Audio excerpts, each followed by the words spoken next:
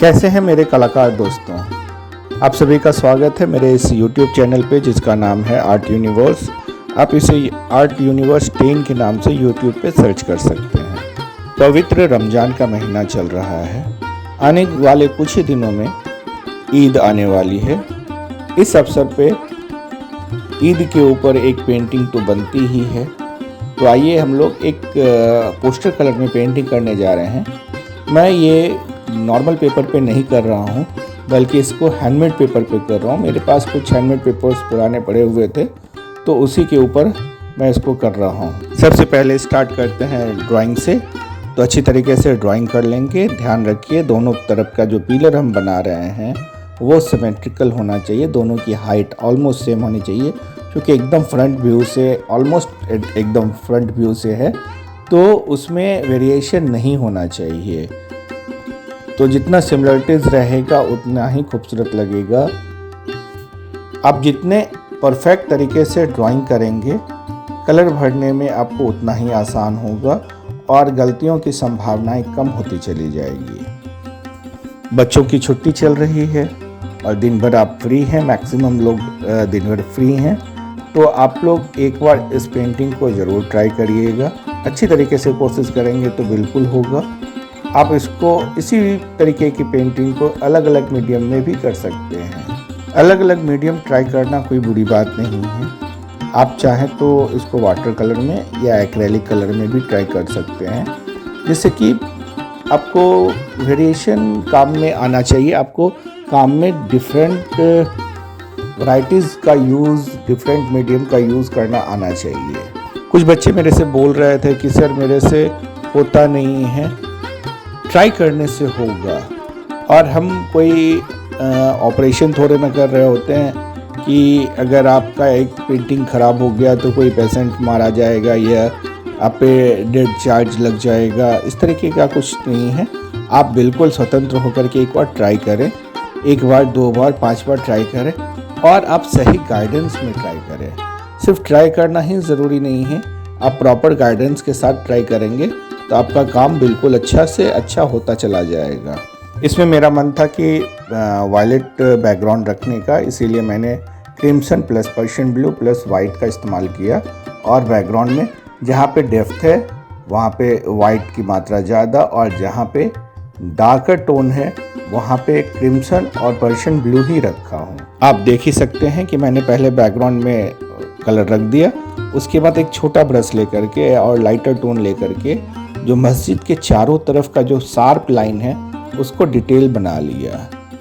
उसके बाद उसको प्रॉपर अच्छी तरीके से अप्लाई किया जिससे कि मस्जिद का जो आउटलाइन है उसकी शार्पनेस बरकरार रहे और हमें ज़्यादा मुसीबत ना हो, ज़्यादा मशक्क़त ना करना पड़े उसको रीड्रॉ करने में। एक पुराना टूथब्रश लेकर के हम लोगों ने अच्छे तरीके से स्प्रिंकल कर दिया है।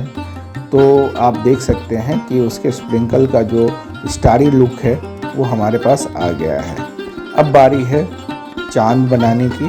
तो चांद को अच्छे तरीके से हम लोगों ने ड्रॉ कर लिया था और दोबारा अगर आपका वो ब्लेंड हो जाता है, कलर के अंदर छिप जाता है और आप उसको फाइंड नहीं कर सकते हैं तो आप दोबारा किसी टूल का इस्तेमाल करके उसको रीड्रॉ कर लीजिए। उसके बाद कलर भरिए क्योंकि चांद का जो सेपरेट लुक है और चांद का जो वाइटेस्ट लुक है और जो शेप है वो इस पेंटिंग की सबसे बड़ी ब्यूटी है। तो उससे छेड़छाड़ आप करेंगे तो फिर आपको पेंटिंग का मज़ा अधूरा हो जाएगा। तो उसको आप बहुत बारीकी से, बहुत अच्छे से, बहुत मन लगा के उसको करिए। मस्जिद के गुंबद में मैंने थोड़ा सा बर्डिन ग्रीन का इस्तेमाल किया हुआ है। आप बर्डिन ग्रीन का इस्तेमाल करते हुए, उसका यूज़ करते हुए मस्जिद के मीनार को अच्छे तरीके से डिफ़ाइन कर देंगे, अच्छे तरीके से डिटेल कर देंगे। क्योंकि सोर्स ऑफ लाइट नीचे है, नीचे का लाइट का मस्जिद के मीनार पे आ रहा है तो नीचे लाइटर टोन है और अपर साइड में डार्कर टोन है। तो नीचे वाइट मिलाते चले गए और उसको अप्लाई करते चले गए। उसी तरीके से जो हमने टोन बनाया हुआ था लाइट ब्लू का, उसी का अप्लाई कर रहा हूँ मैं सारे पिलर्स में और अच्छी तरीके से एक एक पॉइंट को अच्छी तरीके से डिटेल करके और उसको कलर फिल कर देंगे। अब बारी है पानी में रिफ्लेक्शंस की। तो आप अच्छे तरीके से जो कलर आपने ऊपर लगाया है उसी का थोड़ा सा लाइटर टोन आप पानी में लगा दें, जिससे कि आपका जो रिफ्लेक्शन है वो क्लियर होता चला जाएगा। मस्जिद के जो मेन गेट के अंदर का कलर है वहाँ पे मैं क्रोम येलो का इस्तेमाल कर रहा हूँ।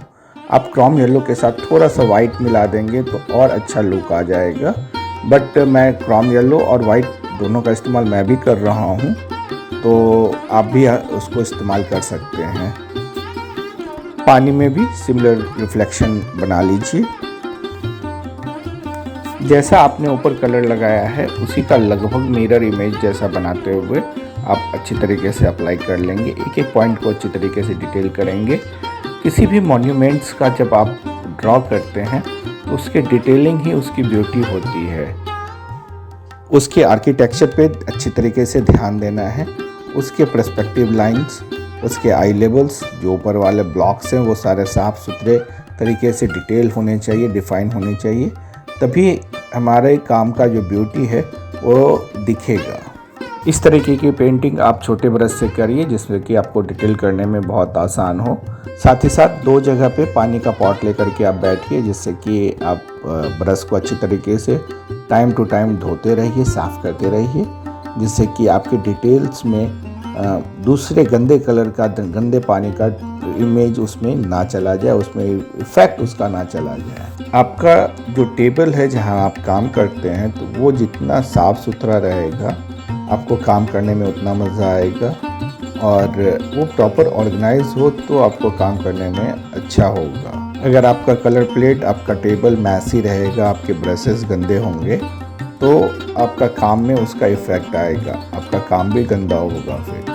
तो आप अपना टेबल, अपने आसपास सफाई बनाए रखें, जिससे कि काम में अच्छे से फ्रेशनेस बनी रहे। सिंपल से पर्शियन ब्लू का इस्तेमाल करके और अच्छी तरीके से डिटेल करके जो मस्जिद के दोनों तरफ डार्क टोन में जो प्लांट्स है, जो ट्रीज़ है, उसको हम लोग बना दे रहे हैं। उसके लिए सिर्फ सिंपल टैब करेंगे, कलर को लेकर के उस पर टैब करेंगे कोई हार्ड ब्रश से, जिससे कि वो पेड़ का इफ़ेक्ट बहुत अच्छी तरीके से निकल आए। जैसा कि आप देख ही सकते हैं कि ये इस पेंटिंग में मैंने बैकग्राउंड को यानी स्काई को थोड़ा डार्कर टोन में रखा है, और इमेज को जो मेन सेंटर ऑफ अट्रैक्शन है मस्जिद को, उसको फ्रंट पे लाइटर टोन में रखा हुआ है, तो उसका रिफ्लेक्शन पानी में भी लाइटर टोन में होगा।